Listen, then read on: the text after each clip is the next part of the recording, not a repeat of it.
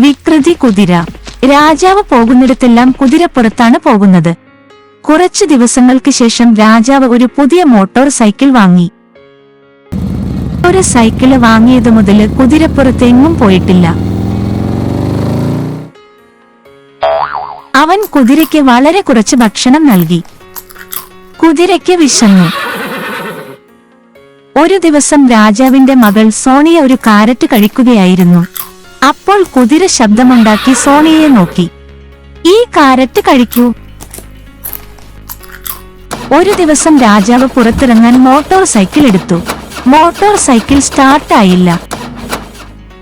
Motor cycle start ആകില്ല. ശരി, ഇന്ന് കുതിരപ്പുറത്ത് നമുക്ക് പോകാം. രാജാവ് കുതിരപ്പുറത്തിരുന്നു. കുതിര പോകാതെ രാജാവിനെ തള്ളിയിടാൻ ശ്രമിച്ചു. രാജാവും കുതിരയെ മെരുക്കാൻ ശ്രമിച്ചെങ്കിലും കുതിര വഴങ്ങിയില്ല. രാജാവ് കുതിരപ്പുറത്തു നിന്നും വീണു.